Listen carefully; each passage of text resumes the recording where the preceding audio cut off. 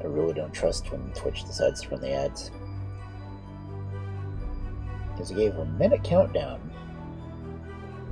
And it hasn't started them yet. And it's already 3 minutes into the session.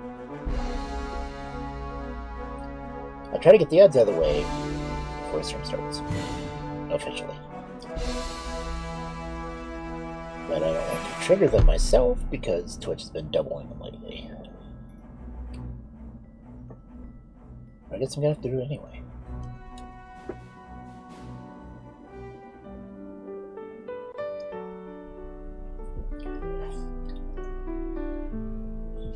In the quiet of the evening, where shadows softly play, a fairy tale wolf sheds his skin, gently drifting away, with a twinkle in his eye and a heart full of dreams. He waits for the Friday night glow, where the magic redeems. Oh, the wolf in the moonlight, he's found his true call, reading tales of wonder for one and for all. In a world of stars dancing, his spirit takes flight, with stories of beauty under the starlit night.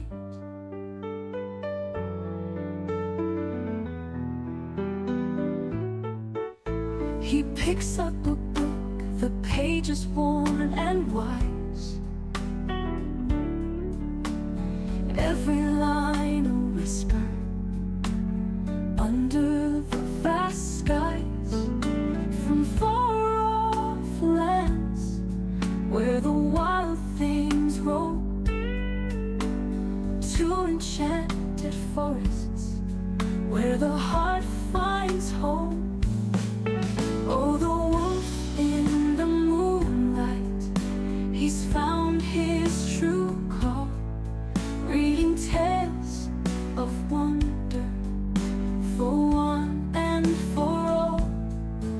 In a world of stars dancing, his spirit takes flight with stories of beauty under the starlit night.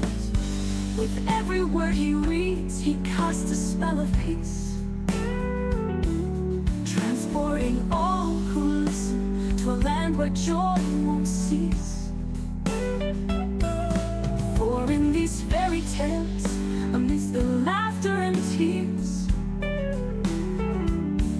the wolf finds his solace, he conquers his fears. As the night grows deeper, he serenades the moon with melodies that linger, a soft and soothing tune. In this sacred hour, where magic abounds, the fairy tale wolf writes love into sound. Hello everyone, it's another Friday night. In case you didn't know. And tomorrow is Valentine's Day, which I have absolutely nothing to do. But at the same time, I have done Valentine's Day streams before. I don't know if I will this year. I don't know what I would read if I did. I think one year I played Find Love or Die Trying. I've got that, and now the DLC for it. But I really don't know what I'm going to be doing. If I do anything at all. Because the Cyberpunk game is over, so I don't have that for Saturday nights right now. And there are a lot of fairy tales I probably could read that are somewhat romantic. Most aren't.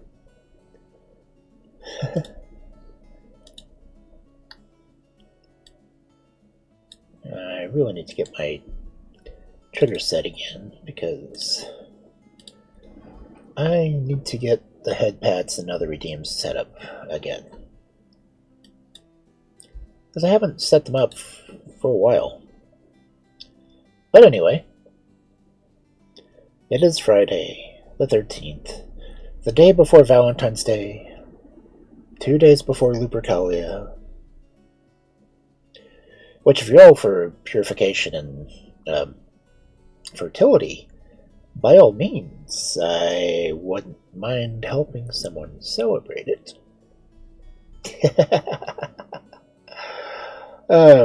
But yeah. Tonight is fairy tales, and I wouldn't tell how my day went, but I don't want to get into it because it wasn't generally a good day. I did get some interesting books, though. I got a copy of Anna and the King of Siam. I got a copy of Spellbound.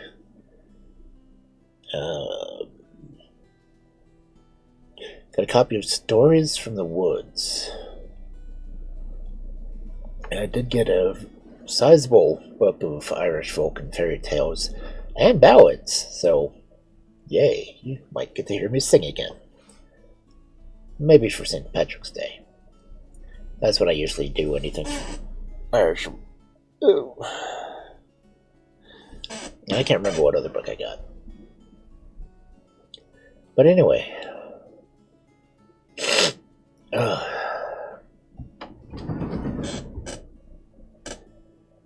I've been kind of congested lately, so I'm snarking a lot. I'm sorry.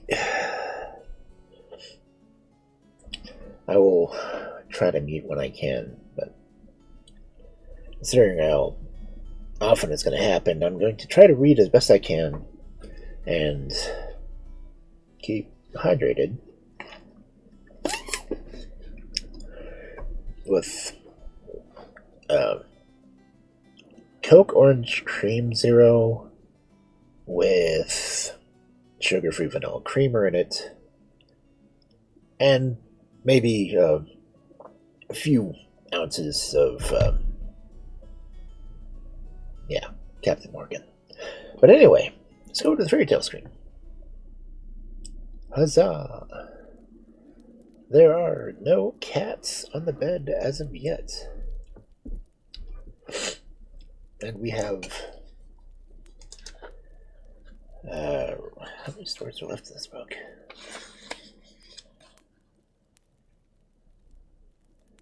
We have 8 stories left in this book, which is over 40 pages. So I'm not sure if we'll finish the book tonight or it'll reach until next week. But since we're here, it's not 9:10 yet.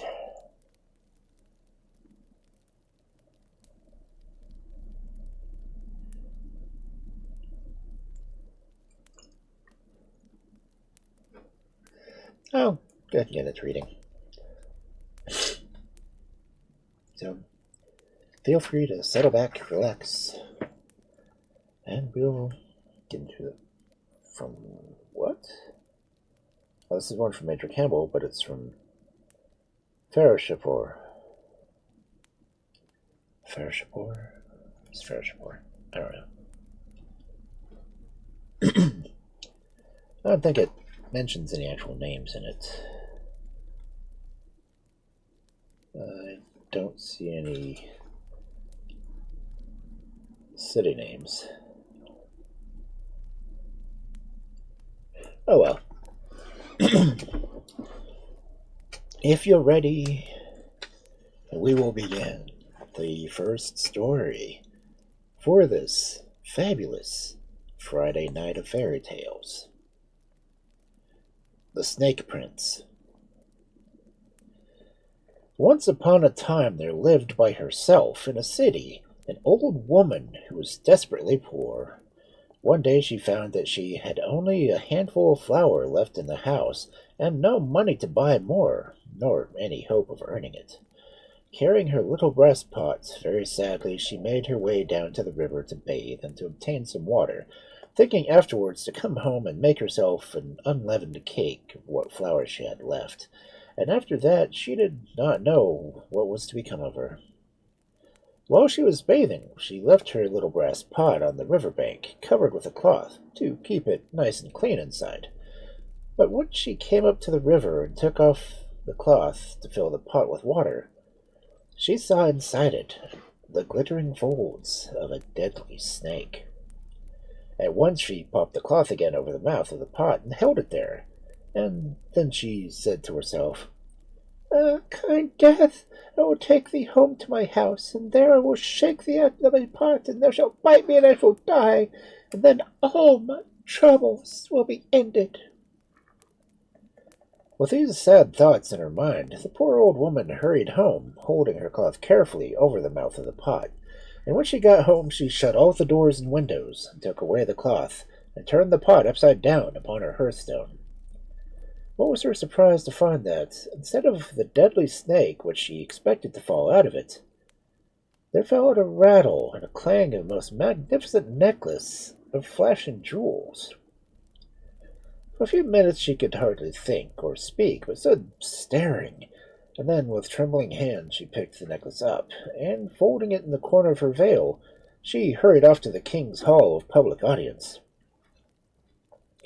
"A petition, O king," she said, "a petition for that private ear alone." And when her prayer had been granted, she found herself alone with the king. She shook out her veil at his feet, and there fell from it the glittering coils of the splendid necklace. As soon as the king saw it, he was filled with amazement and delight, and the more he looked at it, the more he felt that he must possess it.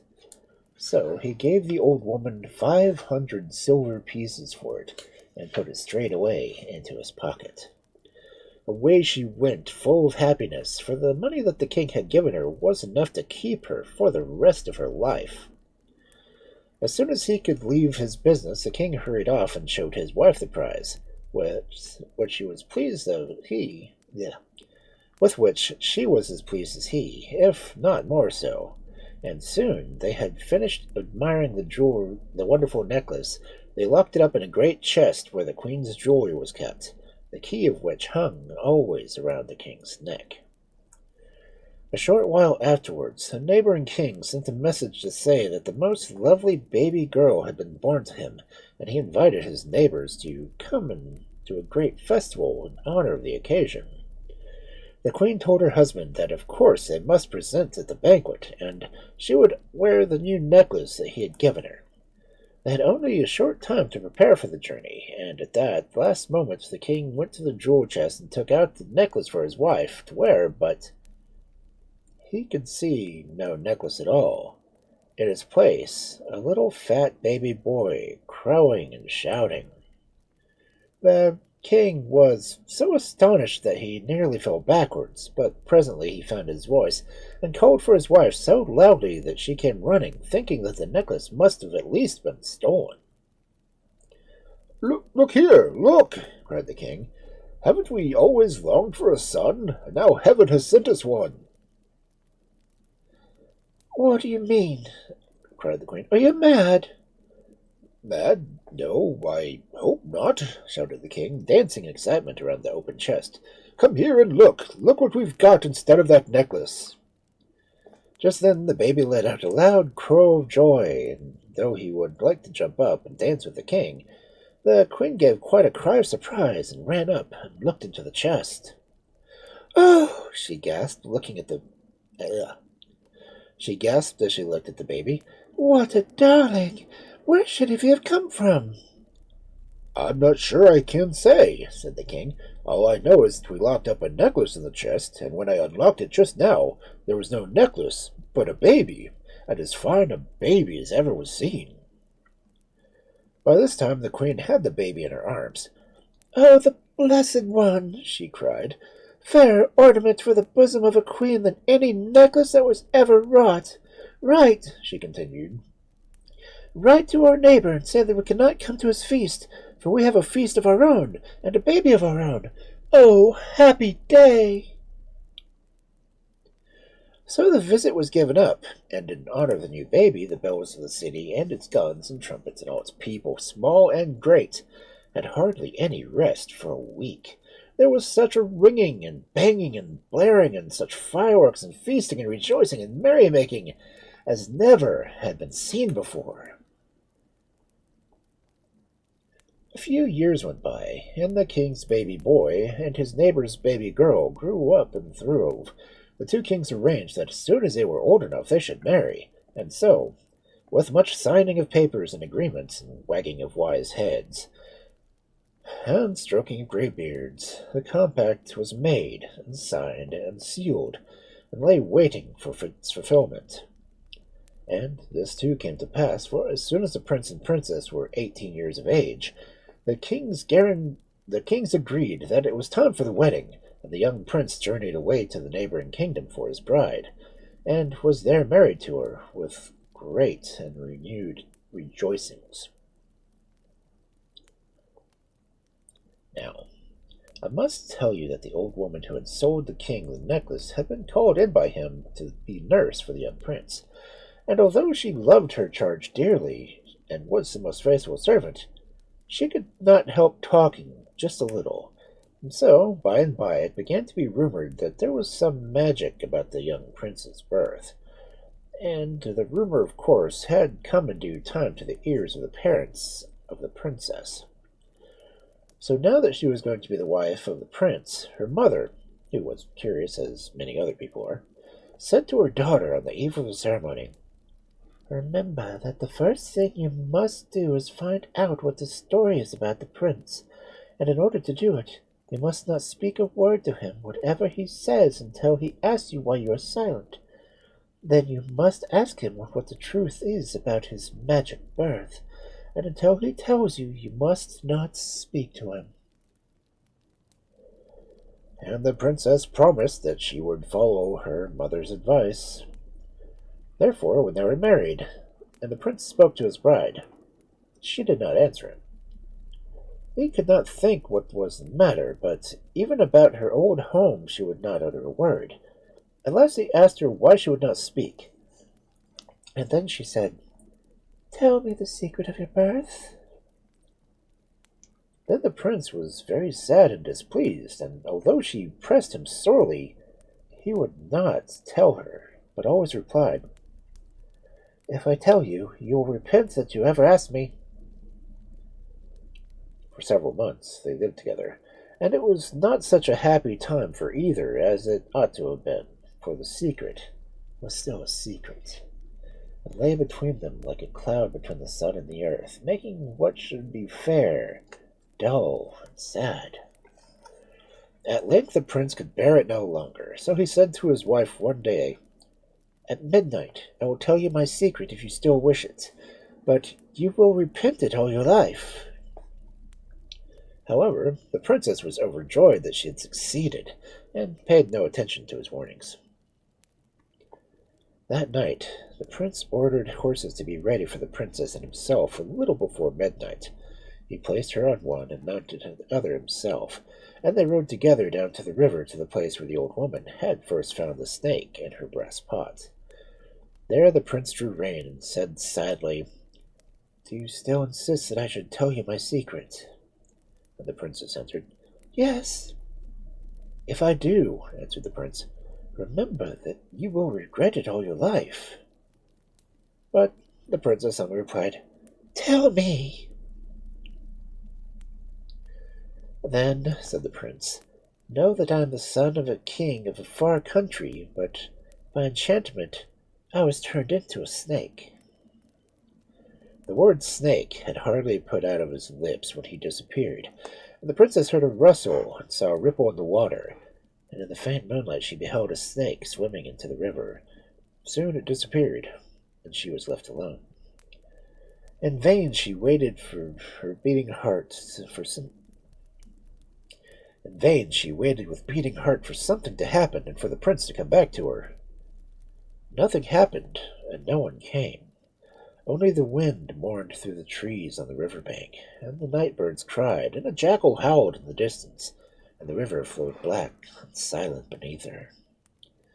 In the morning they found her, weeping and dishevelled, on the river bank, but no word could they learn from her or from anyone to the fate of her husband. At her wish they built on the river bank a little house of black stone, and there she lived in mourning, with a few servants and guards to watch over her.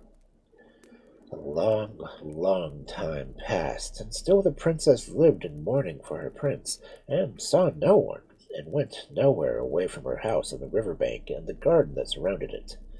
One morning, when she woke up, she found a stain of fresh mud on the carpet. She went for the guards, who watched outside the house day and night, and asked who of them had entered her room while she was asleep. They declared that no one could have entered, for they kept such careful watch that not even a bird could fly without their knowledge. But none of them could explain the stain of mud.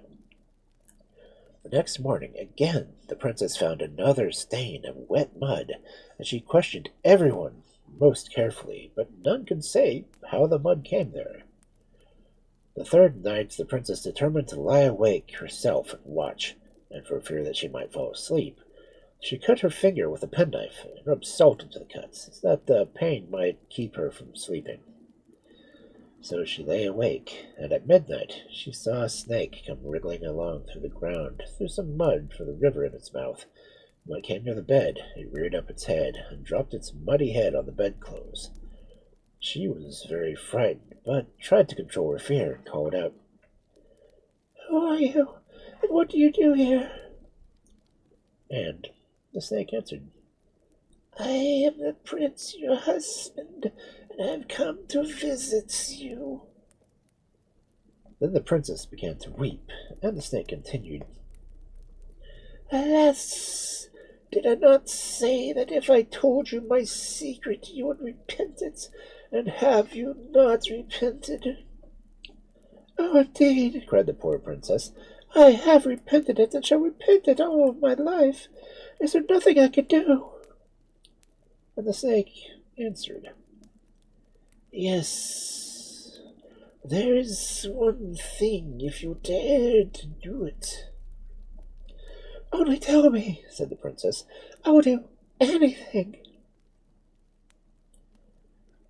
Then, replied the snake, on a certain night you must put a large bowl of milk and sugar in each of the four corners of this room. All the snakes in the river will come out to drink the milk, and the one that leads the way will be the queen of snakes.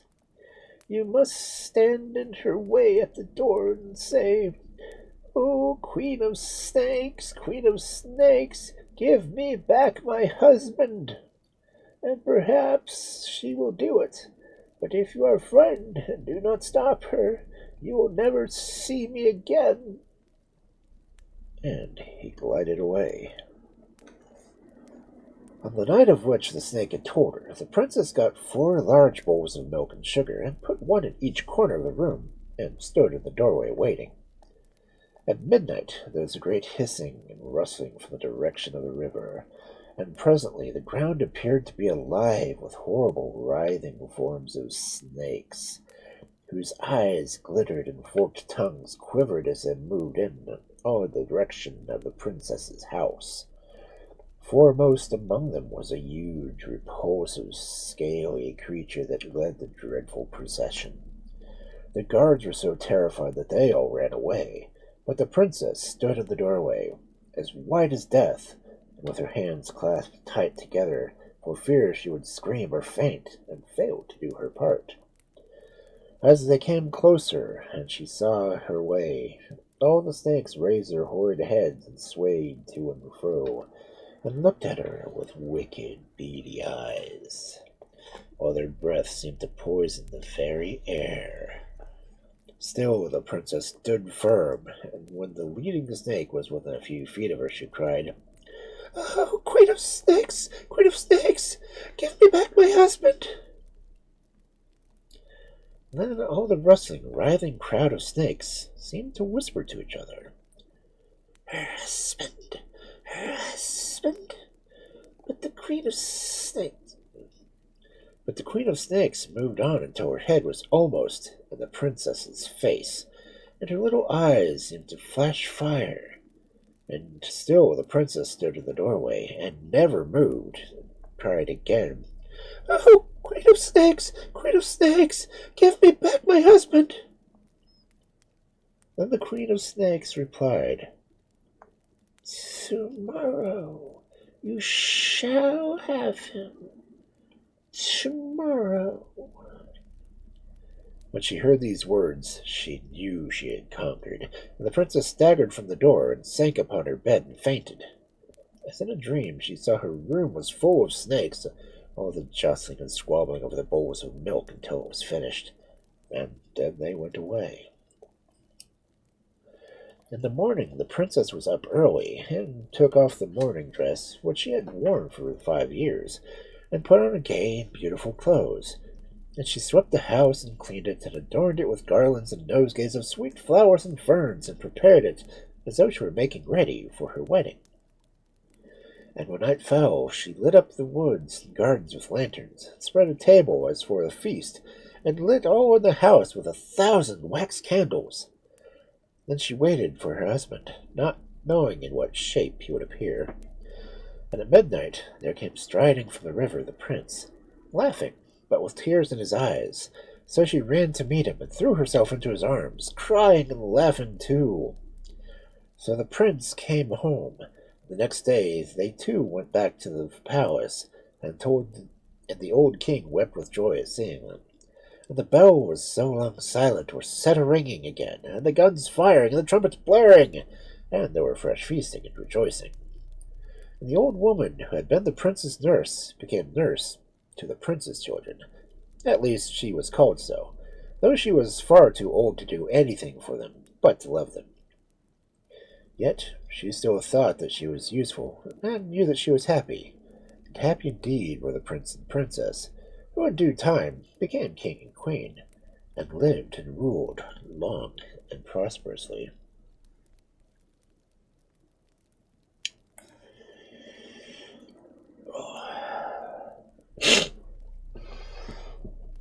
was a good story.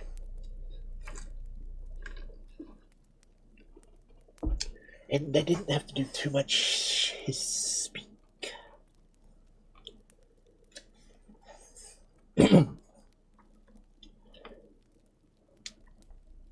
Ooh, this is a fun book title that came from. Adventure fra Gullsblack Salmed og Optinge Elevatang Christensen.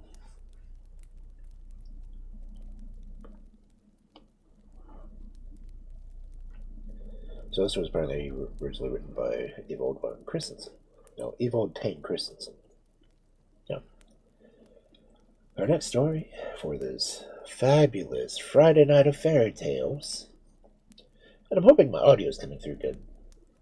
It looks like it's staying in the yellow and not peaking too badly, except when I howled at the very beginning of the stream, which should have peaked everything, but it did. Haha. Okay. Anyway, the story. The Prince and Princess in the Forest. There were, once upon a time, a king and queen of Denmark who had an only son, a handsome and clever lad. When he was 18, his father, the old king, fell very ill, and there was no hope that he would ever again become well. The queen and the prince were very unhappy, for they loved him dearly, but though they did all they could, he only grew worse and worse, and one day, when the summer had come and the birds were singing, he raised his head, and taking a long look out the window, fell back dead. During many weeks the queen could hardly eat or sleep, so sorely did she grieve for him, and the prince feared that she would die also if she kept on weeping, so he begged her to go with him to a beautiful place that he knew of on the other side of the forest, and after some time she consented. The prince was overjoyed, and arranged that they should be set off early the next morning. They traveled all day, only stopping now and then to rest, and already the queen began to be better, and to take a little interest in the things she saw. Just as evening was coming, they entered the forest. Here it was quite dark, for the trees grew so close together that the sun could not shine through them, and very soon they lost the path, and wandered helplessly about, wondering what they should do. "If we sleep in this dreadful place," said the queen, who was tired and frightened, "the wild beasts will eat us." And she began to cry. "Cheer up, mother," answered her son.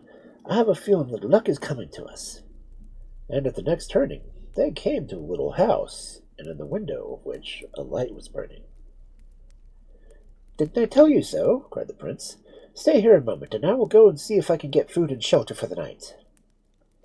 And away he ran so fast as he could, for by this time they were very hungry, and they had brought very little food with them, and had eaten up every scrap. When one takes a long journey on foot, one does not like to have too much to carry, after all. The prince entered the house and looked about him, going from one room to the other, but seeing nobody and finding nothing to eat, at last he was going to go sorrowfully away, but he caught sight of a sword and a shirt of mail hanging on the wall of an inner room, with a piece of paper fastened under them. On this paper was some writing, which said that whoever wore this coat and carried the sword would be safe from all danger. The prince was so delighted at this sight that he forgot how hungry he was, and instantly slipped on the coat of chain armor under his tunic, and he hid the sword under his cloak, for he did not mean to say anything about what he'd found. Then he went back to his mother, who was waiting impatiently for him. "What have you been doing all this time?" she said angrily. "I thought you might have been killed by robbers." "Oh, just look around," he answered, "but though I searched everywhere, I could find nothing to eat." "I'm very much afraid that this is a robber's den," said the queen. "We had better go on, hungry though we are." "No, it isn't, but still, we had better not stay here," replied the prince, "especially as there is nothing to eat. Perhaps we will find another house."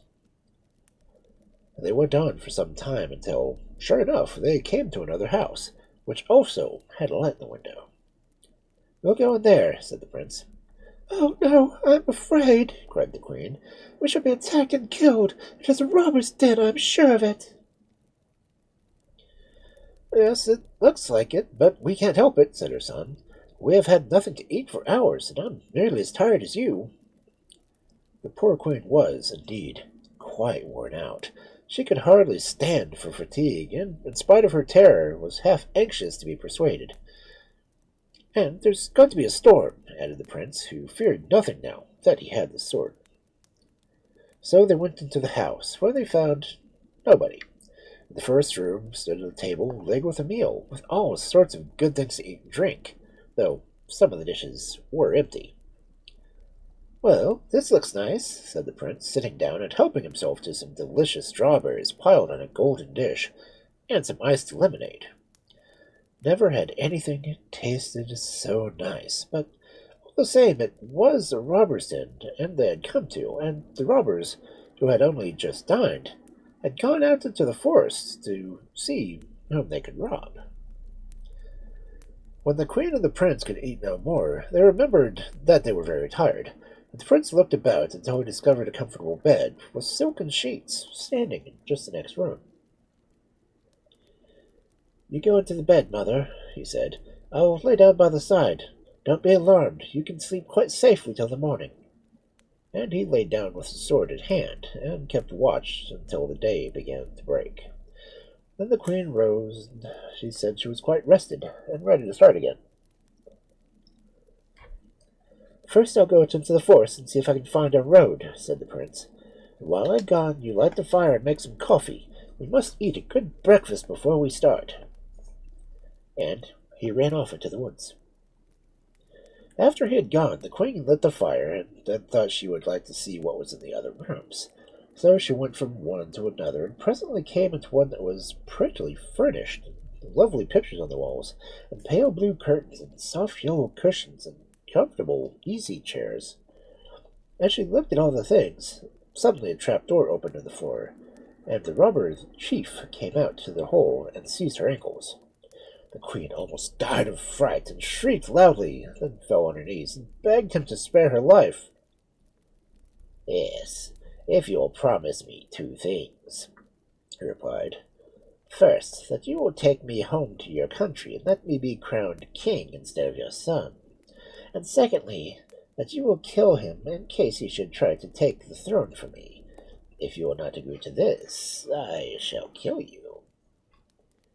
Kill my own son? Gasped the queen, staring at him in horror. You need not do that exactly, said the robber. When he returns, just lie on the bed and say that you have taken ill, and that you have dreamed the forest a mile away there are some beautiful apples. If you could only get some of those, you would be well again. But if not, you will die. The queen shuddered as she listened. She was fond of her son, but she was a terrible coward, and in the end she agreed, hoping that something would occur to save the prince. She had hardly given her promise when a step was heard, and the robber hastily hid himself. Well, mother, cried the prince as he entered, I've been through the forest and found the road, so we will start directly after we've had some breakfast. Oh, I feel so ill, said the queen. I could not walk a single step, and there's only one thing that will cure me. What is it? asked the prince. I dreamed, answered the queen in a faint voice, that a mile away there is a forest where the most beautiful apples grow, and if I could have some of them, I should be well again. Oh, but your dreams don't mean anything, said the prince. There's a magician who lives near here. I'll go to him and ask him to get a spell for you to cure you. My dreams always mean something, said the queen, shaking her head. If I don't get any apples, I shall die.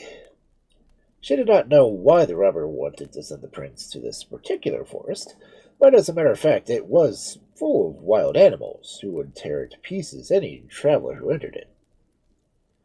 Well, I'll go, answered the prince, but I really must have some breakfast first. I shall walk all the faster.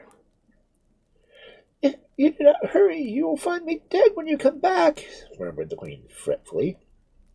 She thought her son was not nearly anxious enough about her, but by this time she had begun to believe that she really was ill, as she had said.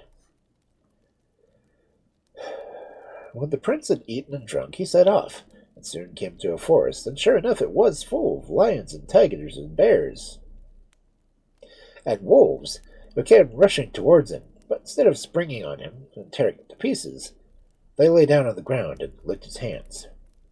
He speedily found the tree with the apples which his mother wanted, but the branches were so high that he could not reach them, and there was no way of climbing up the smooth trunk. "It is of no use after all. I can't get up there," he said to himself. "What am I to do now?" But as he turned away, his sword chanced to touch the tree, and immediately 2 apples fell down. He picked them up joyfully and was going away when a little dog came out of a hill close by, and running up to him, began tugging his clothes and whining. "What do you want, little dog?" asked the prince, stooping down to pat his soft black head. The dog ran to a hole. This was in the hill that sat there looking out, as much as say, "Come along with me." "Well, I might as well go and see what is in there," said the prince, and he went over to the hill, but the hole was so small that he could not get through it. So he thrust his sword into it, and immediately it became larger. He chuckled. "It was something to have a sword like that." And he bent down and crept through the hole. The first thing he beheld when he entered the room was the very end of a dark passage was a beautiful princess who was bound by an iron chain to an iron pillar. "What evil fate has brought you here?" he asked in surprise, when the lady entered. "It isn't much use for me to tell you, lest my lot becomes yours." "I'm not afraid of that. Tell me who you are and what has brought you here," begged the prince. "My story is not long," she said, smiling sadly. "I'm a princess from Arabia, and 12 robbers who dwell in this place are fighting amongst themselves as to which shall have me to wife." "Shall I save you?" asked the prince, and she answered, "Yes, but you can't do it. To begin with, how would you break the chain I'm bound with?" "Oh, that's easy enough," he said, and taking out a sword, he directly touched it to the link, and the chain fell apart, and the princess was free. "Come," said the prince, taking her hand, but she drew back. "Oh, I dare not," she cried. "If we should meet the robbers in the passage, they would kill us both." "Not they," said the prince, brandishing his sword. "But how long have you been here?" he added quickly. "About 20 years, I think," said the princess, reckoning with her fingers. 20 years!" exclaimed the prince. "And you had better shut your eyes, for when you have been sitting there so long it might hurt you to go suddenly into the daylight. So you are a princess of Arabia, whose beauty is famous throughout the world. I, too, am a prince." "Will you not come back to Arabia and marry me, now that you have saved my life?" asked the princess. "Even if my father is living still, he must be old, and after his death you could be king." "No," replied the prince. "I cannot do that. I must live and die in my own country, but at the end of the year I will follow you and marry you." And that was all he would say. Then the princess took a heavy ring from her finger and put it on his. Her father's and her mother's names were engraved on it, as well as her own. She asked him to keep it as a reminder of his promise. "I will die before I part from it," said the prince. "And if at the end of the year, if I am still living, I will come. I believe I have heard that the other side of this forest there is a port from which sail ships to Arabia. Let us hasten there at once." Hand in hand they set off through the forest, and when they came to the port they found a ship just ready for sail. The princess said goodbye to the prince, and went on board the vessel. When she reached her own country there were great rejoicings, for her parents had never expected to see her again. She told them how a prince had saved her from the robbers and was coming in a year's time to marry her, and they were greatly pleased. "All the same," said the king, "I wish you were here now. A year is a long time." When the princess was no longer before his eyes, the prince recollected why he was in the forest, and made all haste he could to get back to the robber's home. The robber chief could smell apples from afar, for he had a nose like an ogre, and he said to the queen, "That strange fellow, he has gone to the forest where wild beasts must have eaten him unless he has a powerful charm to protect him. If that is so, we must get away from him. "Oh, he has nothing," answered the queen, who was quite fascinated by the robber. But the robber did not believe her. "We must think of a way to get it," he said. "When he comes in, say you are well again, and have some food ready for him. Then, whilst he's eating, tell him you dreamed that he was attacked by wild beasts, and ask him how he managed to escape from them. After he has told you, I can easily find a way to take his charm from him." Shortly after, the prince came in. "How are you, mother?" he said gaily. "Here are your apples. Now you will soon be well again, and ready to come away with me."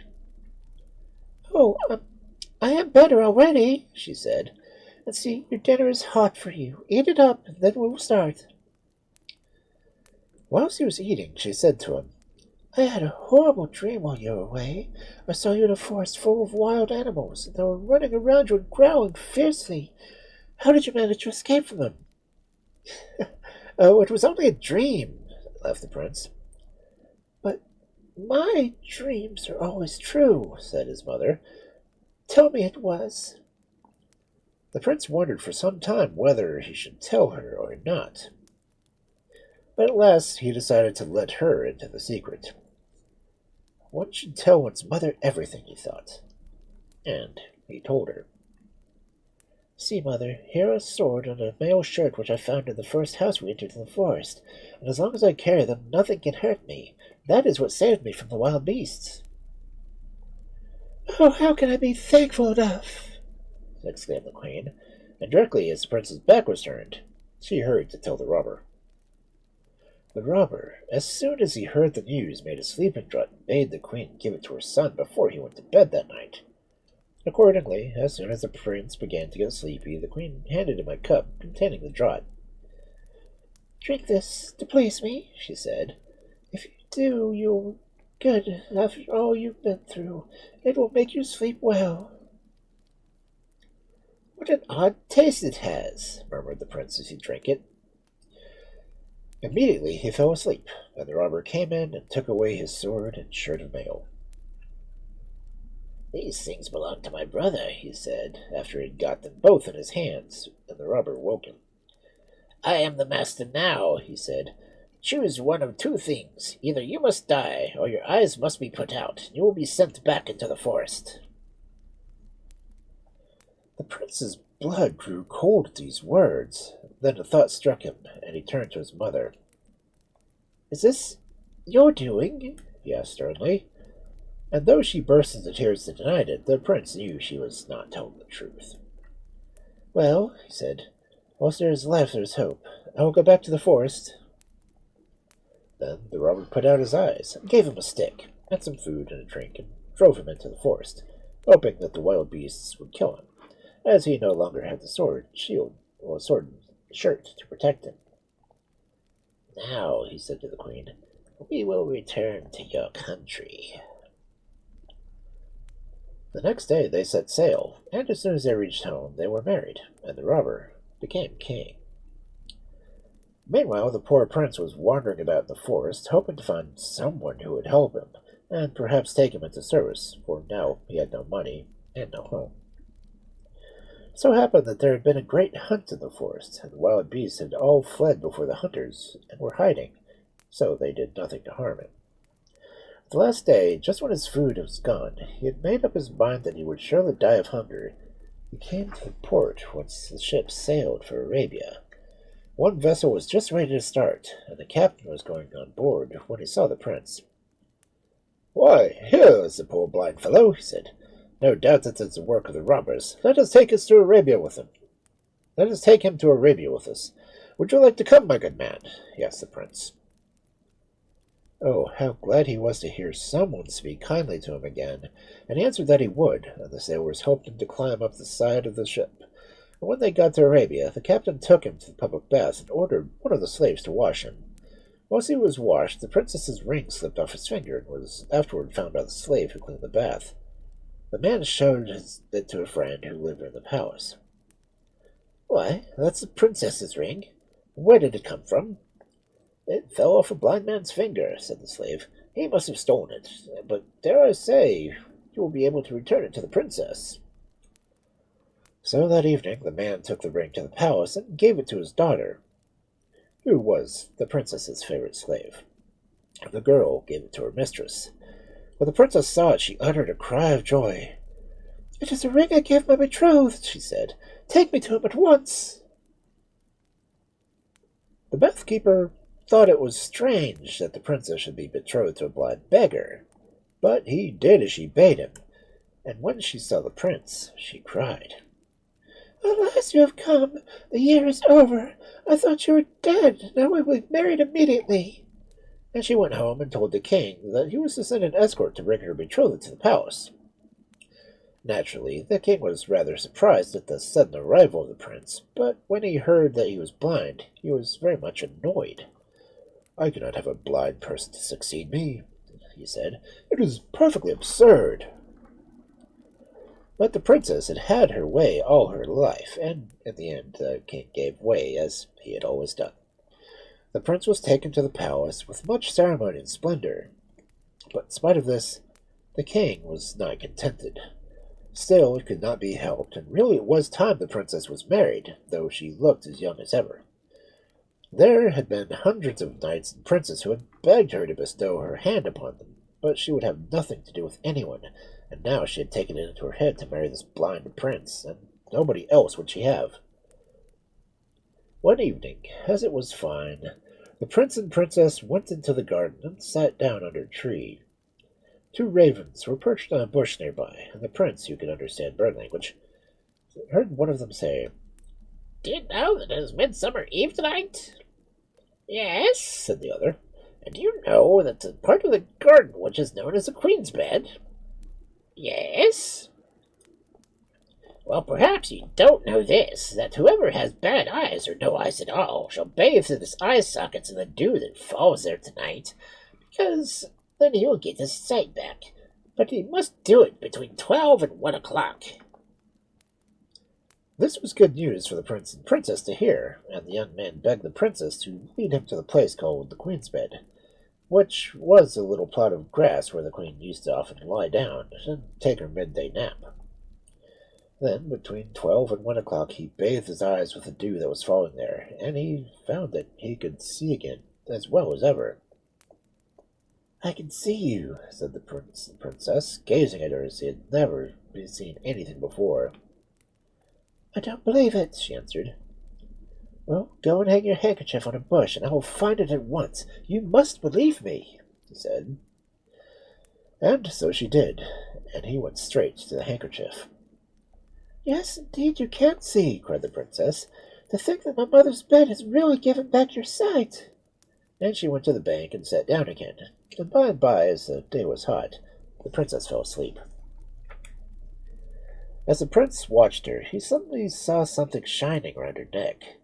There was a little gold lamp that gave out a bright light, and it hung from a golden chain. The prince thought he would like to examine it more closely, so he unfastened the chain. But as he did so, the lamp fell to the ground. Before he could pick it up, a hawk flew in and snatched up the little lamp and flew away again. The prince set off in pursuit, and ran on and on without being able to catch the bird, till at length he had lost his way. Trying to find it, he wandered up and down until he came to a forest where he had found the princess. Meanwhile, the princess woke up, and finding herself alone, she set out to look for him. In the end, she also lost her way, and as she was walking about, not knowing what to do, the robbers captured her and took her back to the cave from which the prince had rescued her. So there they were after all their trouble, no better off than before. The prince wandered on, trying to find his way back to Arabia, till he chanced one day to meet 12 youths, walking gaily through the forest, singing and laughing. "Where are you going?" he asked, and he told them they were looking for work. "May I join you, if I may?" said the prince, and they answered, "The more the merrier." Then the prince went with them, and they journeyed on until they met an old troll. "Where are you going, my masters?" asked the troll. "To seek service," they told him. "Then come and serve me," he said. "There will be plenty to eat and drink, and not much work to do, and if at the end of the year you can answer 3 questions, I'll give each of you a sack of gold. Otherwise, you'll will be turned into beasts. The youths thought this sounded easy enough, so they went home with the troll to his castle. You'll find all that you want here, he said, and all you need to do is to take care of the house, for I am going away, and shall return when the year is over. Then he went away, and the young men, left to themselves, had a fine time of it, for they did no work, and only amused themselves with singing and drinking. Every day they found the table laid with good things to eat and drink, and when they had finished, the plates and dishes were cleared away by invisible hands. Only the prince, who was sad for his lost princess, ate and drank sparingly, and worked hard, keeping the house in order. One day, as he sat in his own room, he heard the voice of the old troll beneath his window, talking to another troll. Tomorrow, he said, the year's up. And what questions will you ask? Inquired the other. First, I shall ask how long they have been here. They don't know, the young fools. Secondly, I shall ask what shines in the roof of the castle. And what is that? The lamp that was stolen by me from a princess who slept in a garden. And what is the third question? I shall ask where the food and drink they consume every day comes from. I steal it from the king's table, but they don't know that. The day after, the troll entered. Now I shall ask my questions, he said. To begin with, how long have you been here? The young men had been very busy drinking and making merry that they had forgotten all about the agreement, so they remained silent. 1 week, said one, at last. 2 weeks, guessed another, but the prince answered, 1 year. Right, replied the troll, but the second question was more difficult. What is it that shines on the roof? The young men guessed and guessed. The sun, the moon, but none of them were really new. May I answer? Asked the prince. Yes, certainly, replied the troll, and the prince spoke. The lamp that you stole from the princess while she was asleep in the garden. Again, the troll nodded. The third question was harder still. Where does the meat and drink you have had come from? None of the young men could guess. May I say? Asked the prince. Yes, if you can, replied the troll. It comes from the king's table, said the prince. And that was all.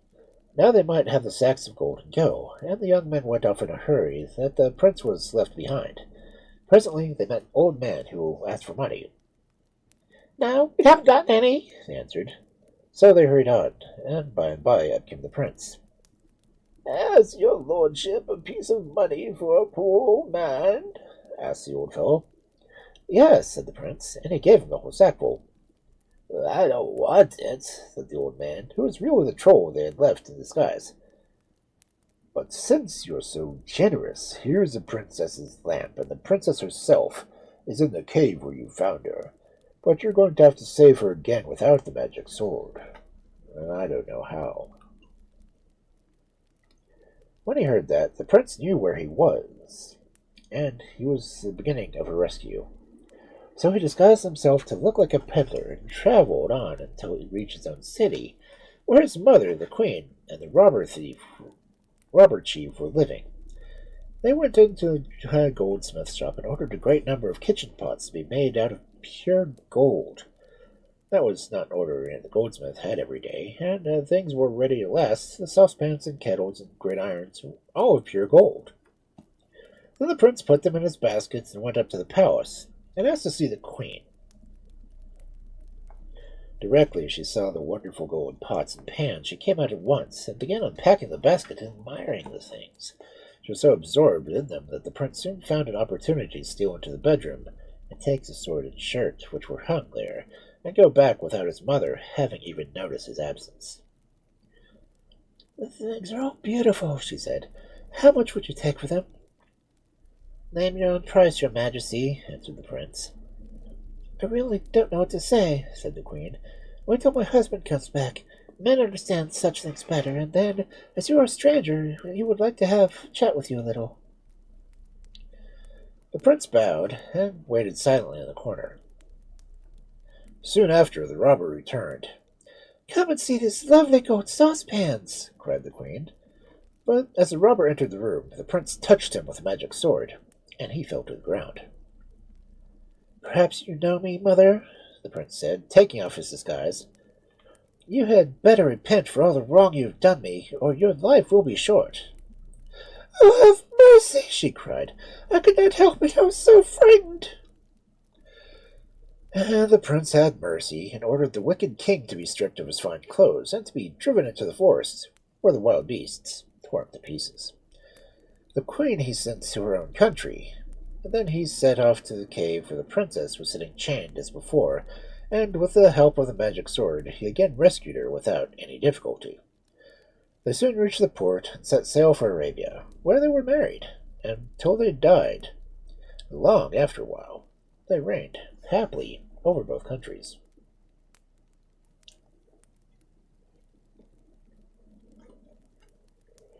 There is so much wrong in that story.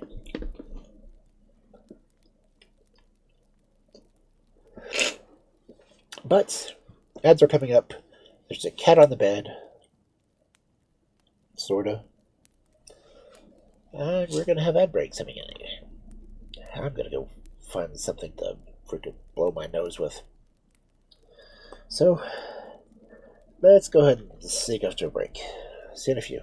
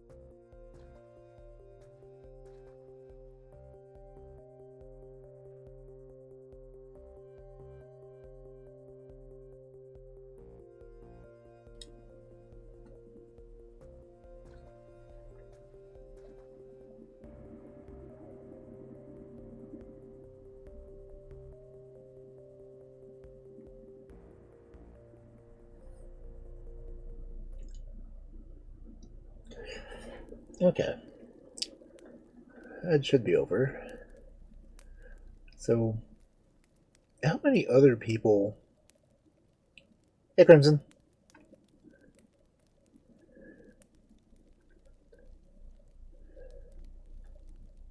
So the last story was very confusing location-wise, because where was the forest that they caught her in? She's an Arabian princess. Why was she in a forest? I can't really recall many forests in Arabia. And she had to go back home by boat. But when the robber chief and the queen went back to their kingdom, they went by boat. When they were walking from their kingdom through the forest.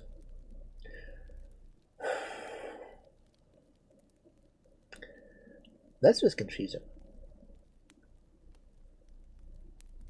Let's order. The prince and the queen were walking through the forest.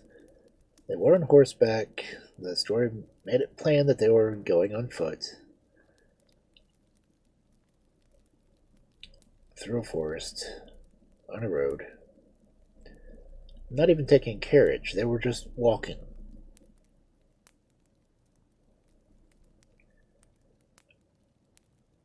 I know I really shouldn't question fairy tales, but that's just asinine. This is why I go back and when I reread stories, I try to correct things I see in them. Which, I need to really get back to work on the fourth book. It's strange having to do fairy tale corrections. And defining things and everything else. I mean, I've done it for 3 books so far, and someone's already asked me if I'm doing a fourth. Admittedly, they're a relative who, I guess, takes my books to her school and lets the kids read, which is a little weird anyway. I'm a lot nicer in the books, but they're really meant for the babysitters to read, not for the kids to read. And even the fairy books mention the fact it's the books that parents and uncles come across that get read to kids. Well, I wrote the book for parents and uncles to read fairy tales and have some explanation about what's going on. Look at that cat. She's over there washing.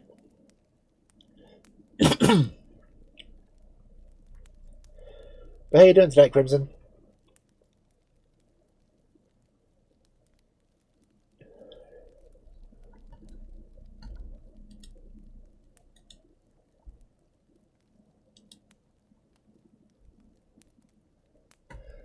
Yes, they can.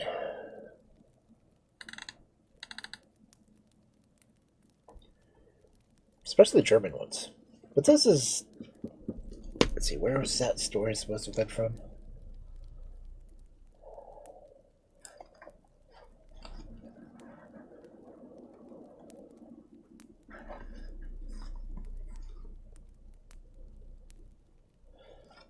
Okay, it was translated from Danish.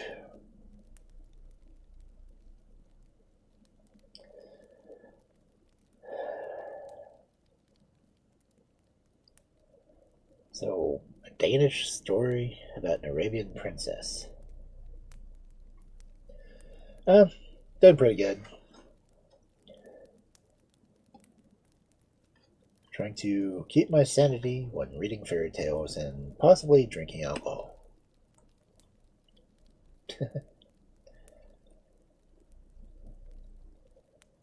That's only 2 stories and it took an hour. Well, most of an hour. Don't think I'm going to be able to read 8 stories tonight at this rate. How have Overwatch been going?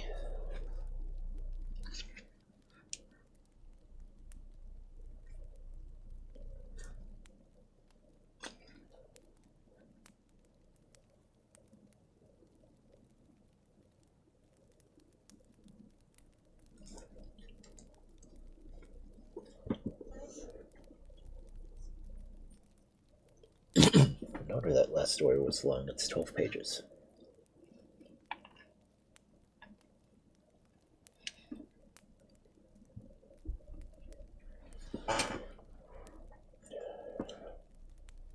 So getting any wins, or you playing while lurking?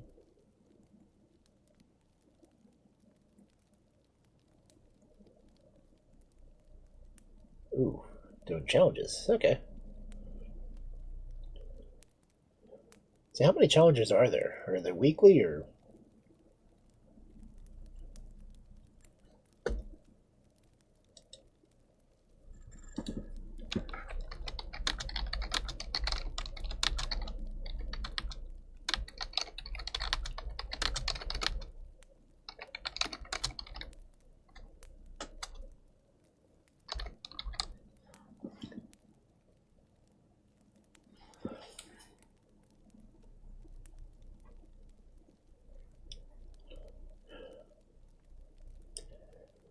Don't ask me, Cal. You're the one who has the bot account.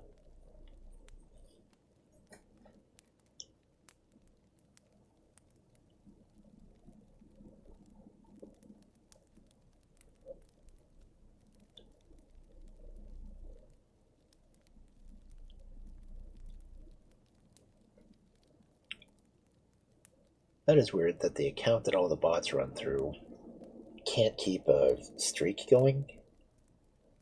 In one of the channels I'm a mod for, I've got a 120 streak. Oh, what all events are going on? Oh, I think Dust just started, didn't she? No. Weekly and daily. So, get the grind for...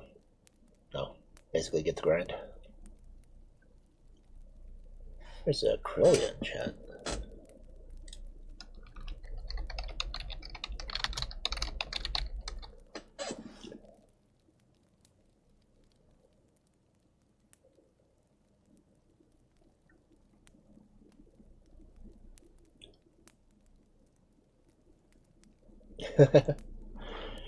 Uh-huh. I don't think I've played a game with a grind for a while. No, unless you count when I do it in Cyberpunk, then I'm just going around killing gang mobs just for money. So I could buy all the cars.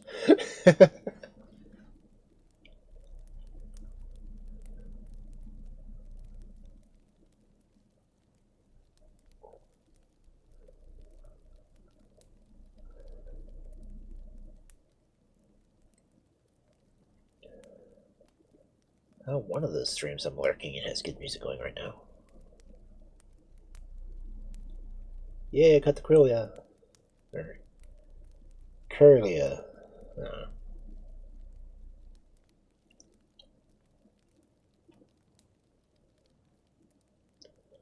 Well, I hope you're doing good on the grind. Say, how many more challenges do you have to do for this week?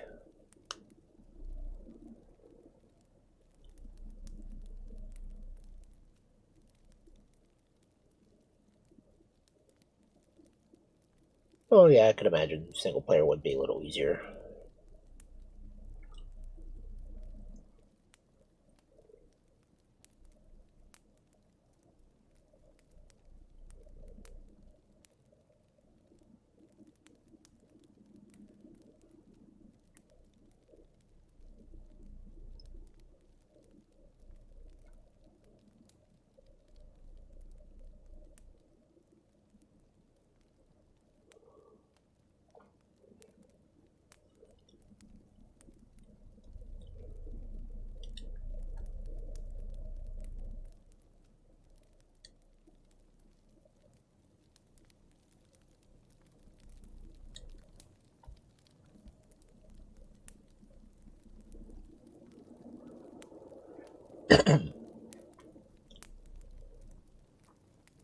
Yeah, well, playing for the fun's always good way to do it.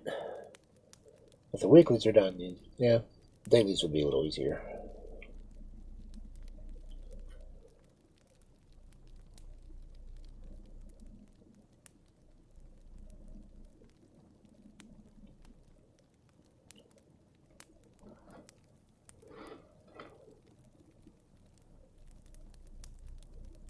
Arya, you're bathing on stream, you know. Hey, cat. Yeah, you.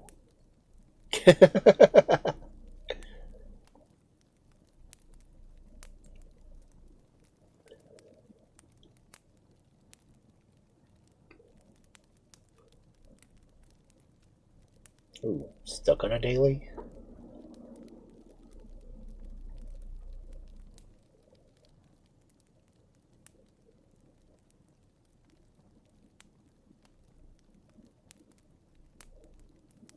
At least now you're getting to play just for fun. Well, everything's supposed to be just for fun. It's a game, but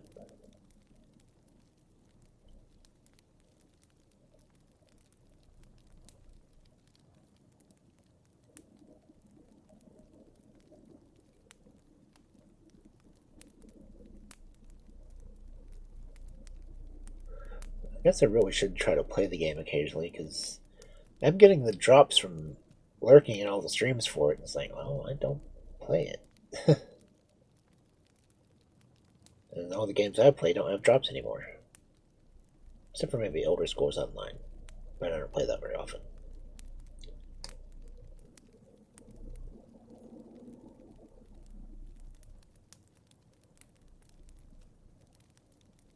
Okay, Kuda's the one who's got Bowling for Soup playing right now.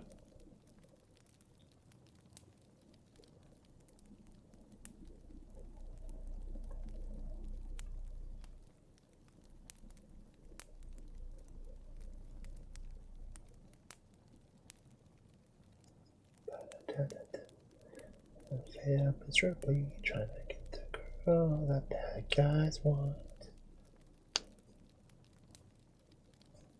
Ooh, I'm singing on stream on purpose. I'm gonna just sing when there's a song in this books, but I haven't done a karaoke stream in a long time.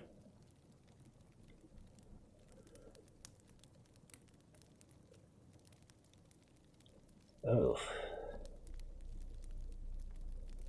Yeah, I could see that being a little bit more difficult. Trying to rack up damage, though. Yeah.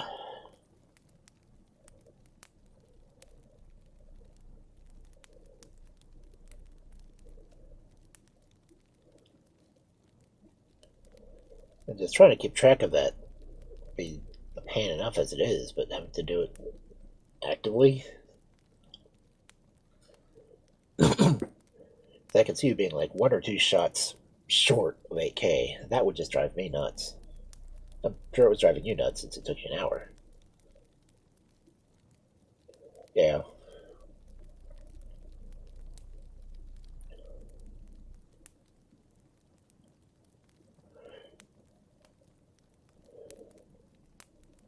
Yeah, that would just have a really high DPS. But even then, you still have to get the damage total.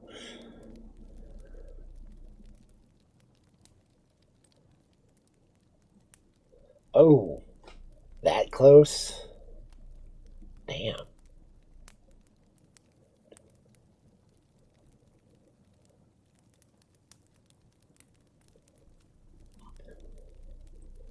Getting 79-22. Being like 78 short. That would be infuriating. If my controller weren't wired, I would probably throw mine at that point.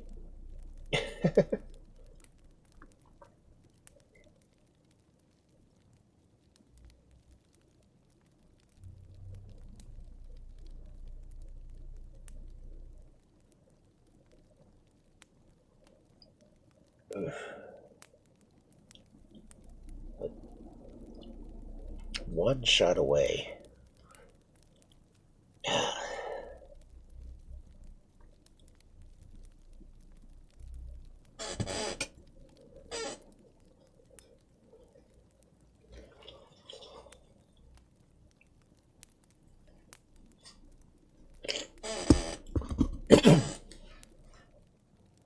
At least now you're just getting to play, so.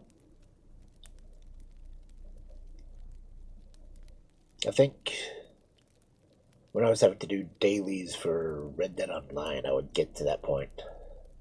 Like, I'd just barely miss it, and then someone would take me out.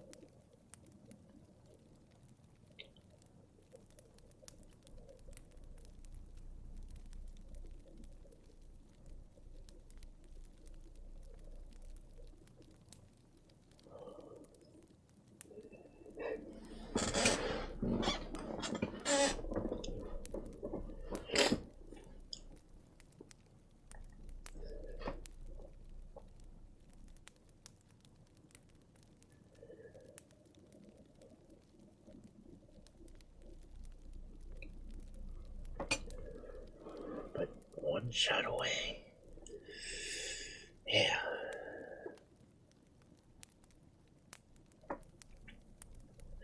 At least I hope you're having fun playing, though.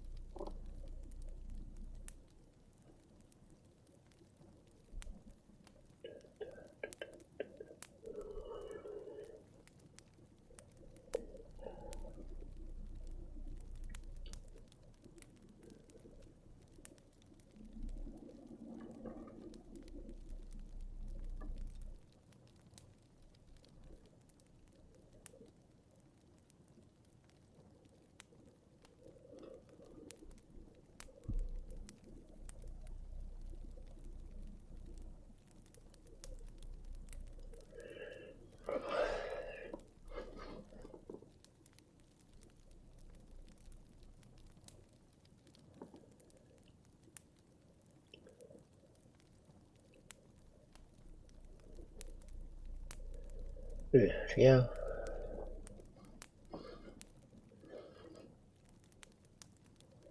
Yeah, as long as you're having fun, it's a good thing.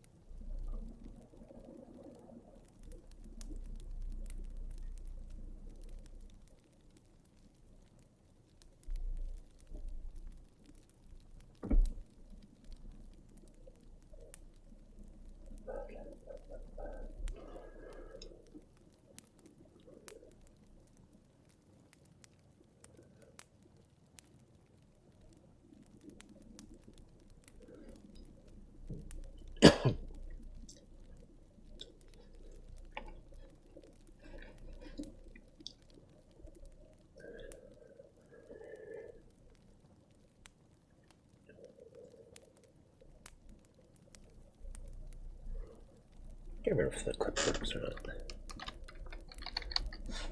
I hope so. I actually put it in the chat screen. Does it work? Ah, cool. It does.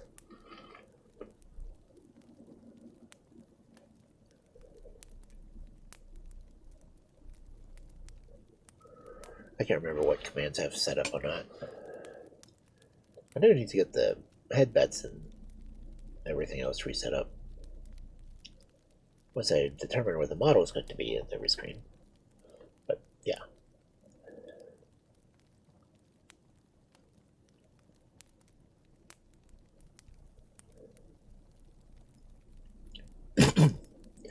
Jazzy Giant Walrus Nerf Red Blaster. Random file names. I swear most of the bots use those to make logins.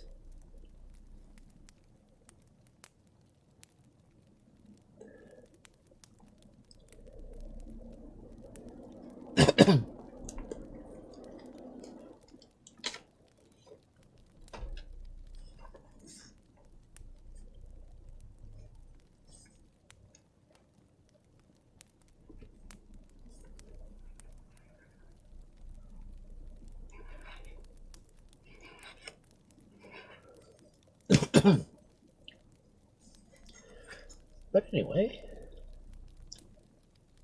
keep having fun playing. I'll be here for background noise if you want. I'm gonna make background noise.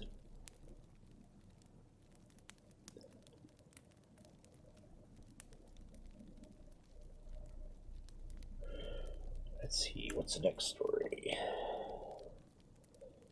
From Contest of Minions. So, our next story for this fabulous Friday Night of Fairy Tales. The Clever Weaver. Once upon a time, the king of a far country was sitting on his throne, listening to the complaints of his people and judging between them. That morning, there had been fewer cases than usual to deal with, and the king was about to rise and go to his gardens, when a sudden stir was heard outside, and the Lord High Chamberlain entered and inquired if His Majesty would be graciously pleased to receive the ambassador of a powerful emperor who lived in the east, and was greatly feared by neighboring sovereigns. The king, who stood as much in dread of him as the rest, gave the orders that the envoy should be admitted at once, and that a banquet should be prepared in his honor. Then he settled himself again on his throne, wondering what the envoy had to say. The envoy said nothing. He advanced to the throne where the king was awaiting him, and stooped down, traced on the floor with a rod which he held in his hand a black circle all around it. Then he sat down on a seat that was near, and took no further notice of anyone. The king and his courtiers were equally mystified and enraged at this strange behavior, but the envoy sat as calm and still as an image, and it soon became plain that they would get no explanation from him. The ministers were hastily summoned to a council, but not one of them could throw any light on the subject. This made the king more angry than ever, and he told them that unless before the sun set they could find someone capable of solving the mystery, he would hang them all. The king was, as the ministers knew, a man of his word, and they quickly mapped out the city into districts so that they might visit some house by house, and question the occupants as to whether they could fathom the action of the ambassador. Most of them received no reply except a puzzled stare, but luckily one of them was more observant than the rest, and on entering an empty cottage where a swing was swinging of its own, they began to think it might be worthwhile for him to see the owner. Operating a door leading into another room, he found a second swing, swinging gently like the first, and from the window he beheld a patch of corn and a willow which moved perpetually without any wind, in order to frighten away the sparrows. Feeling more and more curious, he descended the stairs and found himself in a large, light workshop, in which was seated a weaver at his loom. But all the weaver did was to guide his threads, for the machine that he had invented set in motion the swings, and the willow pole made the loom work. When he saw the great wheel standing in the corner, and had guessed the use of it, the merchant heaved a sigh of relief. At any rate, if the weaver could not guess the riddle, he might at least put the minister on the right track. So without more ado, he told the story of the circle, and ended by declaring that the person who would explain its meaning would be handsomely rewarded. "Come with me at once," he said. "The sun is low in the heavens, and there is no time to lose." The weaver stood thinking for a moment, and then walked across to the window, outside of which was a hen coop with 2 knuckle bones lying beside it. These he picked up, taking the head from the coop and tucked it under his arm. "I'm ready," he answered, turning to the minister. In the hall, the king still sat on his throne, and the envoy on his seat. Signing to the minister to remain where he was, the weaver advanced to the envoy, and placed the knuckle bones on the floor beside him. For an answer, the envoy took a handful of millet seed from his pocket, and scattered it around, upon which the weaver set down the hen, who ate it up in a moment. At these the envoy rose without a word, and took his departure. As soon as he had left the hall, the king beckoned the weaver. "You alone have guessed the riddle," he said, "and great shall be your reward. But pray tell me, I pray you, what it all means." "The meaning, O king," replied the weaver, This is the circle drawn by the envoy around your throne is a message of the Emperor, and it signifies, if I send an army and surrender your capital, will you lay down your arms? The knuckle bones which I placed before him like I told you, you are but children in comparison to us. Toys like these are only a plaything you are fit for. The millet that was scattered was an emblem of the number of soldiers that his master could bring into the field, but by the hen which ate up all the seed, he understood that one of our men could destroy a host of theirs. I do not think, he added, that the Emperor will declare war. You have saved me and my honor, cried the king, and wealth and glory shall be heaped upon you. Name your reward, and you shall have it even to full of half the kingdom. The small farm outside the city gates has a marriage portion for my daughter, is all I ask, answered the weaver, and it was all he would accept. Only, O king, were his parting words, I would beg of you to remember that weavers are also a value of the state, and that they are sometimes cleverer than ministers. Oh.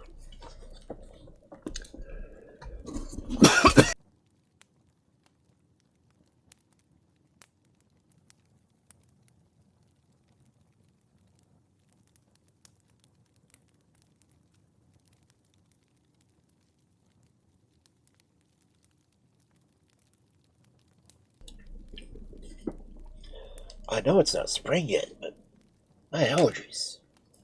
Yeah.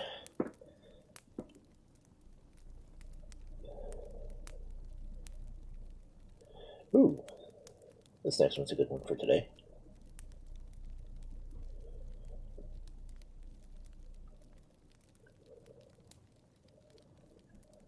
Which is funny because it's translated from German, but it's a Turkish story. Because Germans like to find stories and write them down.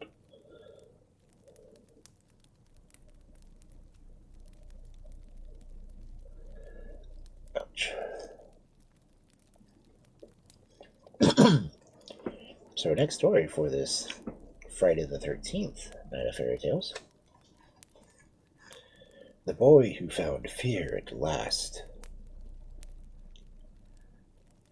Once upon a time there lived a woman who had one son whom she loved dearly.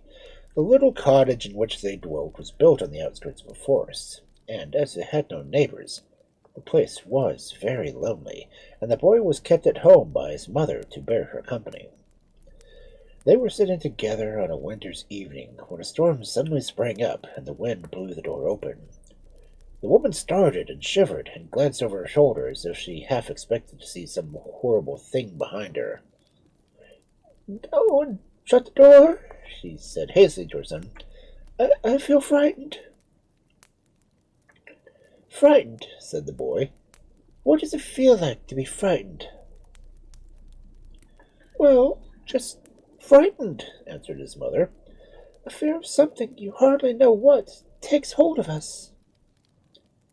"It must be very odd to feel like that," replied the boy. "I will go through the world and seek fear till I find it." And the next morning, before his mother was even out of bed, he had left the forest behind him. After walking for some hours, he reached a mountain which he began to climb. Near the top, in a wild and rocky spot, he came upon a band of fierce robbers sitting around a fire. The boy, who was cold and tired, was delighted to see the bright flames, so he went up to them and said, "Good greeting to you, sirs," and he wiggled himself from between the men, till his feet almost touched the fire. The robbers stopped drinking and eyed him curiously, and at last the captain spoke. "No caravan of armed men would dare to come here. Even the very birds shun our camp. And who are you to venture in so boldly?" "Oh, I have left my mother's house in search of fear. Perhaps you can show it to me." "Fear is wherever we are," answered the captain. "But where?" answered the boy, looking round. "I see nothing." "Take this pot and some flour and butter and sugar over to the churchyard which lies down there, and bake us a cake for supper," replied the robber, and the boy, who was by this time quite warm, jumped up cheerfully, and swinging the pot over his arm, he ran down the hill. When he got to the churchyard, he collected some sticks and made a fire. Then he filled the pot with water from a little stream close by, and mixing the flour and butter and sugar together, he set the cake on to cook. It was not long before it grew crisp and brown, and then the boy lifted it from the pot and placed it on a stone, while he put out the fire. And at that moment a hand stretched from the grave, and the voice said, "Is that cake for me?" "Do you think I'm going to give the dead food of the living?" replied the boy with a laugh, and giving the hand a tap with a spoon and picking up the cake, he went up the mountainside, whistling merrily. "Have you found fear yet?" asked the robbers as he held out the cake to the captain. "No. Was it there?" answered the boy. "I saw nothing but a hand which came from a grave and belonged to someone who wanted my cake, but I just rapped his fingers with my spoon and said it was not for him, and then the hand vanished. Oh, how nice this fire is!" He flung himself on his knees before it, and so did not notice the glances of surprise cast by the robbers at each other. "There's another chance for you," he said at length. "The other side of the mountain lies a deep pool. Go to that. Perhaps you will meet fear on the way." "I hope so indeed," answered the boy, and he set out at once. He soon beheld the waters of the pool gleaming in the moonlight, and as he drew near he saw a tall swing standing just over it. Under the swing a child was seated, weeping bitterly. "That is a strange place for a swing," thought the boy, "but I wonder what he is crying about." And he was hurrying on towards the child when a maiden ran up and spoke to him. "I want you to lift my little brother off the swing," she cried, "but it's so high for me and I cannot reach it. If you'll get closer to the edge of the pool and let me mount on your shoulders, I think I can reach him." "Willingly," replied the boy, and in an instant the girl had climbed to his shoulders. But instead of lifting the child from the swing, as she could have easily done, she pressed her feet so firmly on either side of the youth's neck that he felt that in another minute he would be choked, or else fall into the water beneath him. So, gathering up all his strength, he gave a mighty heave and threw the girl backwards. As she touched the ground, a bracelet fell from her arm, and this the youth picked up. "I may as well keep this as a remembrance from all the queer things that have been happening to me since I left home," he said to himself, and turning to look for the child, he saw that both it and the swing had vanished, and that the first streaks of dawn were in the sky. With the bracelet on his arm, the youth started for a little town which was situated on the plain on the further side of the mountain, and, as hungry and thirsty, he entered the principal street. A man stopped him. "Where did you get that bracelet?" the man asked. "It belongs to me." "No, it is mine," answered the boy. "It is not. Give it to me at once, or it will be the worse for you," cried the man. "Let us go before a judge and tell him our stories," said the boy. "If he decides in your favor, you shall have it. If in mine, I will keep it." To this the man agreed, and the two went together to the great hall, which the caddy was administering judgment. He listened very carefully to what each had to say. Then he pronounced his verdict. Neither of the two claimants had proved his right to the bracelet, therefore it must remain in possession of the judge till its fellow was brought before him. When they heard this, the man and the boy looked at each other, and their eyes said, "Where are we to go to find the other one?" But as they knew there was no use of disputing the decision, they bowed low and left the hall of audience. Wandering he knew not where, the youth found himself on a seashore, and at a little distance was a ship which had struck on a hidden rock and was sinking rapidly. While on the deck the crew were gathered, with faces white as death, and shrieking and wringing their hands. "Have you met with fear?" shouted the boy, and the answer came above the noise of the waves. "Oh, help us! Help us! We're drowning!" Then the boy flung off his clothes and swam to the ship, where many hands were held out to draw him on board. The ship was tossed hither and there and will soon be sucked down, cried the crew again. Death is very near. We are frightened. Give me a rope, said the boy in reply, and he took it and made it safe round his body at one end, and to the mast at the other, and he sprang out into the sea. Down he went, down, down, down, till at last his feet touched the bottom, and he stood up and looked about him. There, sure enough, a sea maiden with a wicked face was tugging hard at the chain in which she had fastened to the ship with a grappling iron, and was dragging it bit by bit beneath the waves. Seizing her in both his hands, he forced her to stop the chain, and the ship above remaining steady, the sailors were able gently to float her off the rock. Then, taking a rusty knife from a heap of seaweed at his feet, he cut the rope round his waist, and fastened the sea maiden firmly to the stone, so that she could not do any more mischief. And bidding her farewell, he swam back to the beach, where his clothes were still lying. The youth quickly dressed himself and walked on till he came to a beautiful shady garden filled with flowers, and with a clear little stream running through. The day was hot, and he was tired, so he entered the gate and seated himself under a clump of bushes covered with sweet-smelling red blossoms, and it was not long before he fell asleep. Suddenly a rush of wings and a cool breeze awakened him, and raising his head cautiously, he saw 3 doves plunging into a stream. They splashed about joyfully and shook themselves, then dived to the bottom of a deep pool. When they disappeared again, there were no longer 3 doves, but 3 beautiful damsels, bearing between them a table made of mother of pearl. On this they placed drinking cups fastened from pink and green shells, and one of the maidens filled a cup from a crystal goblet, and while raising it to her mouth, when her sister stopped her. "To whose health do you drink?" she asked. "To the youth who prepared the cake, and rubbed my hand with a spoon when I stretched out of the earth," answered the maiden. "And was never afraid of other men were. But to whose health do you drink?" "To the youth whose soldiers I climbed at the edge of the pool, and threw me off with such a jerk that I lay unconscious for hours," replied the second. "But you, my sister," added she, turning to the third girl, "to whom do you drink?" "Down in the sea I took hold of a ship and shook it and pulled it till we soon would have been lost," she said. And as she spoke, she looked quite different from what she had done with the chain in her hand, seeking to work mischief. "But a youth came and freed the ship and bound me to a rock. To his health I drink." And they all 3 lifted their cups and drank silently. As they put their cups down, the youth appeared before them. "Here I am, the youth whose help you have drunk, and now give me the bracelet that matches the jeweled band which surely fell from the arms of one of you.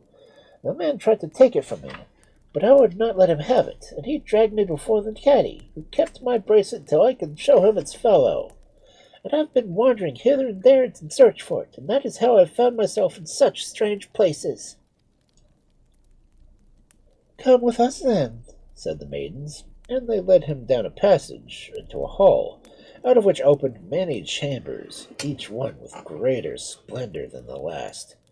From itself, heaped up with gold and jewels, eldest sister took a bracelet, which in every way was exactly like the one in which the judge was keeping, and fastened it to the youth's arm.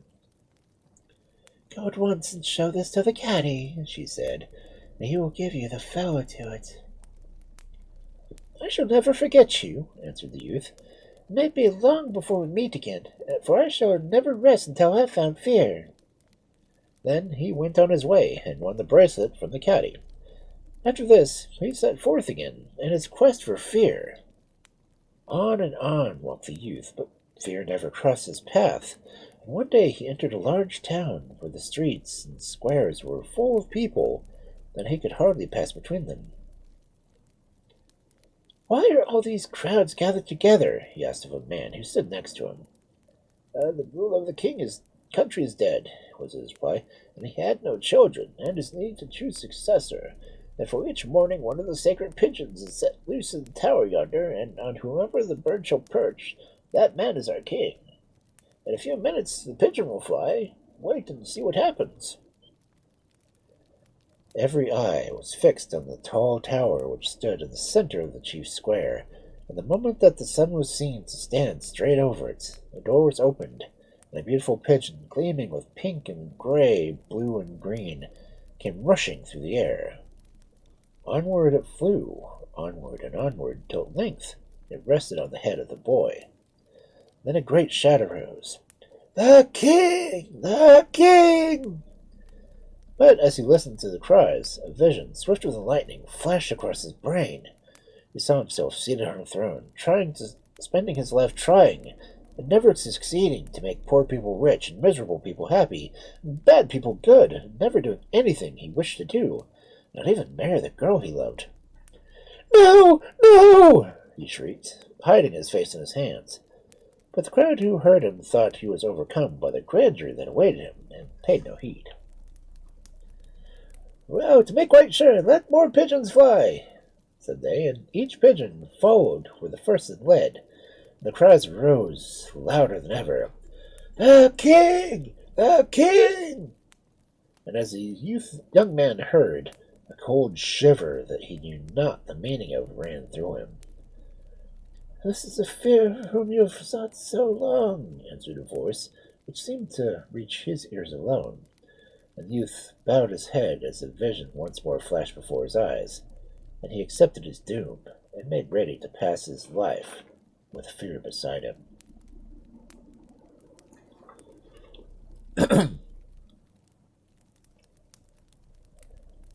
Yep, that's one of my big fears. Being a king and not being able to get anything done.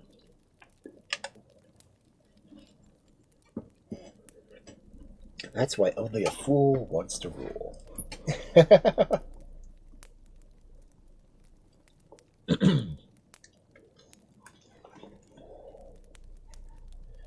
see. Dang. 17 minutes left. Let's see how long this next story is.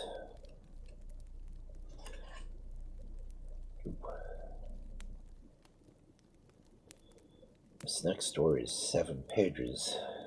I'm not sure if I can pull that one off in 17 minutes.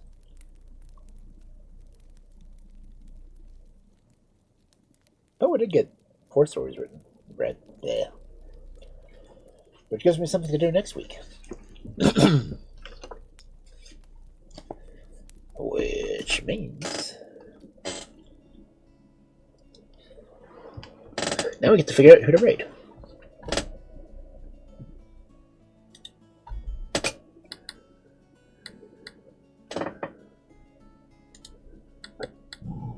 Ooh, excuse me. Who all is on?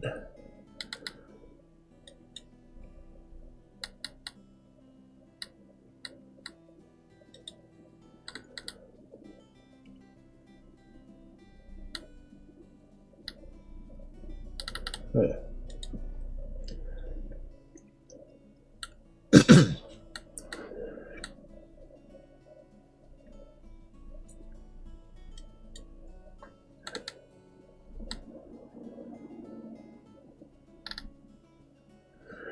See what Magic Girl, a Magic Girl is doing. What is he? Reading musician, okay. Oh, he's doing more Witcher. So, we've got Dusk, we've got Taka, well, not Taka, Kota, Jiva, Image, Happy Little Frog, who I can't say I've rated.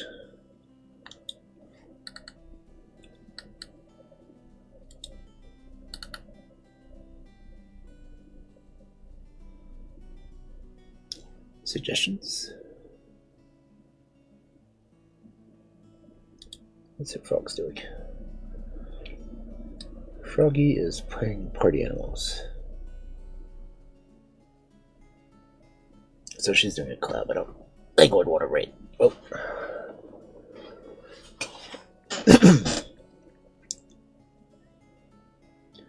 You know what? That's it. I haven't rated her before, so might as well. And we gotta beat the Ed, so.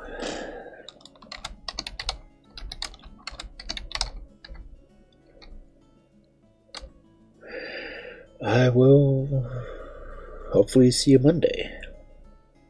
Or I'll be lurking in someone else's chat. One or the other.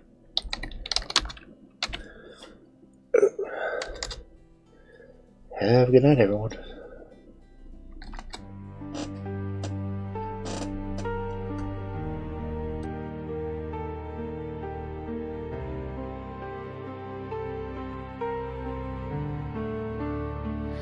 In the hollow of the night, shadows weave and twist. The wolf has told his stories, wrapped in mystic mist.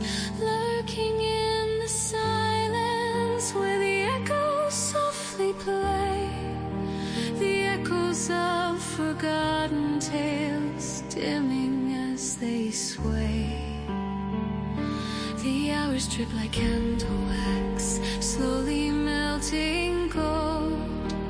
Lands of frost and twilight, secrets yet untold. The forest breathes a shiver, its ancient heartbeats thrum. Underneath the silver glow, the wild whispers come. Time to close the book, let the pages fall. You've roamed the winding paths, now heed the twilight.